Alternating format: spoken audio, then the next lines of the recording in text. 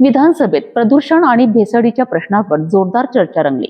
आमदार बच्चू कडू यांनी प्रदूषणामुळे राज्यात रुग्णसंख्या वाढत असल्याचा गंभीर मुद्दा उपस्थित करत सरकारवर जोरदार टीका केली। तर पर्यावरण मंत्री पंकजा मुंडे यांनी प्रदूषण रोखण्याकरिता सरकार व्यापक धोरण आणत असल्याची माहिती सभागृहात दिली। एक मुंडे भेसळयुक्तसाठी लढत आहे महाराष्ट्रात, तुकाराम मुंडे, आणि दुसरे मुंडे प्रदूषणासाठी लढले पाहिजे हा अपेक्षा आहे। कारण ह्या दोनही गोष्टी फार महत्त्वाच्या आहेत सभापती महोदय।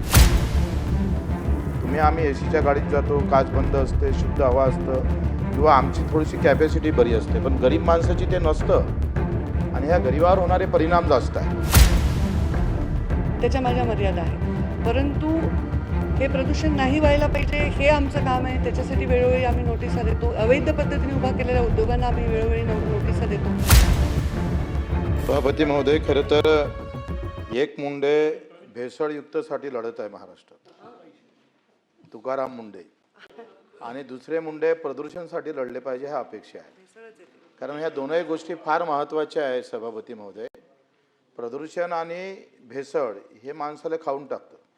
पुऱ्या महाराष्ट्रात आज जे काही देशभरात रुग्णांची संख्या वाढत आहे ते भेसळमुळे आणि प्रदूषणामुळे। हा फार गंभीर विषय कसं खरं पाहिलं तर, आणि गंभीर विषयात तुम्ही तुमच्या उत्तरात सांगितलं का 10 कारणे नोटीस दिले, 10 कारणे दाखवा, 34 प्रस्तावित निर्देश दिले, 14 अंतरिम निर्देश दिले आणि 28 प्लॅनच्या बंदच्या बाबतच्या अधिक सूचना दिल्या।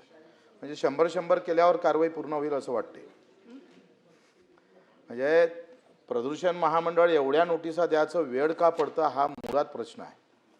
म्हणजे 34 10 कारणे नोटीस, आपण जास्तीत जास्त 1 किंवा 2 कारणे दाखवा नोटीस देतोय, पण 34 जर आपल्याला वेळ द्यायचा असेल तर प्रदूषण महामंडळाचं काही जरब आहे का नाही आहे? एक मिनिट मला क्लिअर करायचे, ते 34 नोटिसा नाही, 34 उद्योगांना आहेत, 10 प्लांटला आहे, 10 नोटिसा नाहीत। नाही ते तसं नाहीये, 10 हां हां तुम्ही तसंच दिलाय, त्यामध्ये तसं नाहीये, ते मी क्लिअर करू इच्छिते सभागृहात। हां, ते दुरुस्त केलं म्हणजे बरं होईल। पण याच्यावर काय आहे, सगळ्या महाराष्ट्रामध्ये प्रॉब्लेम आहे सगळ्या इकडे। जसं चंद्रपूरला जाण तर कोळशाचा प्रॉब्लेम येतं त्या भागात सगळं, त्याच्यामुळे प्रदूषण वाढतं आणि भोगा लागतं ते सामान्य माणसाला। आम्ही एसीच्या गाडीत जातो, काच बंद असते, शुद्ध हवा असतं, किंवा आमची थोडीशी कॅपॅसिटी बरी असते, पण गरीब माणसाची ते नसतं आणि ह्या गरीबावर होणारे परिणाम जास्त आहे। याचे परिणाम तुमच्या आमच्यावर फार नंतर होईल, पण गरीबावर जास्त होते। त्याच्यासाठी राखीव निधी ठेवला पाहिजे। कारण याला आपण जर गृहीत धरलं, याला दोषी ठरवलं पाहिजे। आता तुम्ही स्पष्ट म्हटलं आहे का यांच्यामुळे प्रदूषण झालेलं आहे, रुग्णसंख्येमध्ये वाढ झालेली आहे, मग त्याच्यातून जसं आपण बांधकाम कामगाराचा काही निधी ठेवतो आणि बांधकाम कामगाराला मदत देतोय, तसं या सगळ्या कंपनीकडून असा एखादी कर आकारणी, आरोग्य कर आकारणी आकारून ते प्रदूषण होऊ नये याच्यासाठी केलंच पाहिजे। पण झालं असेल तर त्याच्यातून काही वसूल करून त्या रुग्णांना काही मदत करता येईल का ज्याच्यामुळे स्पेसिफिक हे सगळा आजार होतोय प्रदूषणामुळे। आता काही बऱ्याच ठिकाणी आम्ही नाशिक भागात गेलोय, अधिक काही भागात पूर्ण शेतीच्या शेती बेकार झालेल्या आणि त्या कंपनीनं काही पैसे दिले नाही शेतकऱ्याला, एक खडकू पण देत नाही आहे। ह्या व्यवस्था झाल्या पाहिजे, ह्या तुम्ही पाहिल्या पाहिजे, त्याच्यासाठी काही तरतूद केली पाहिजे जेणेकरून त्या रुग्णांना आधार भेटेल। असं काही करता येईल का?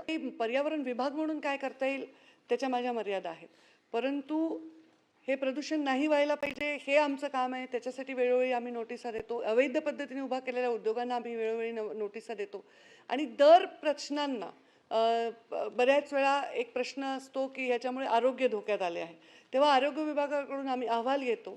तेव्हा काही आजारांमध्ये प्रदूषणाचं एक कारण, त्याचा एक भाग असू शकतो, ते केवळ एकमेव कारण नसेल।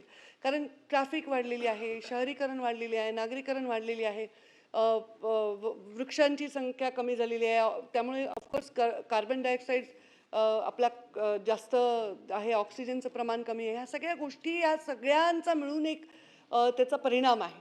तर त्यामुळे त्या पर्टिक्युलर एकच विषयामुळे होत आहे आणि त्यामुळे त्यांनाच कुणाला तरी त्याच्यामध्ये जबाबदार धरून असं आपल्याला स्पेसिफिक त्याला करता येणार नाही। परंतु जिथे शेतीचं नुकसान आहे तिथल्या कलेक्टरांना अधिकार आहेत। जसं आता चंद्रपूरमध्ये कलेक्टरांनी एक कमिटी गठीत केली, अभ्यास केला आणि त्यांनी सांगितलं की एवढं यांनी द्यावं, तर ते अधिकार आहे। पण पर्यावरण विभागाच्या जी रचना आहे त्याच्यामध्ये हे आमचं अधिकार नाही, पण CSR मधून तिथली कामं व्हावी आता ह्याला कसं अजून सुरळीत करता येईल हा माझा प्रयत्न आहे. कारण CSR मध्ये पण काय होतं, सगळे EVच घेत बसतात, मग ते EV अवेलेबल होत नाही. त्यांनी वेगवेगळे कामं केले पाहिजे जिथून तिथली धूळ वगैरे कमी झाली पाहिजे. तर ह्यासाठी फार विस्तृत धोरण आम्ही आणतोच आहेत. त्याला आम्ही मिड टर्म, शॉर्ट टर्म आणि लॉंग टर्म गोल असे ठरवलेले आहेत. आणि ह्यांच्यावर वचकही बसवलं पाहिजे. यांची बँक गॅरंटी जी असते ती खूप छोटी असते. त्यासाठी MPCBने जो निर्णय घेतलाय तो चांगला आहे की बँक गॅरंटी वाढवण्याचा त्यांनी निर्णय घेतलाय किंवा जास्त हे करायचं. आता आम्ही पण बँक गॅरंटीच्या संदर्भामध्ये एक कमिटी गठीत करतो की ह्यांचं 5,000 कोटीचा उद्योग आहे, 50 लाख जर अडकून पडले त्यांना तसा परिणाम होत नसतो. तर या सगळ्या गोष्टींवर एक चांगलं धोरण म्हणजे आम्ही आणतोय आणि ते टेबल पण करतोय. प्रदर्शनाच्या मुद्द्यावर विधानसभेत झालेल्या या चर्चेमुळे राज्यातील पर्यावरण संरक्षण, उद्योगांवरील कारवाई आणि नागरिकांच्या आरोग्याचा प्रश्न पुन्हा एकदा केंद्रस्थानी आला आहे. सरकारचे नवे धोरण प्रत्यक्षात किती प्रभावी ठरते याकडे आता सर्वांचे लक्ष लागले आहे.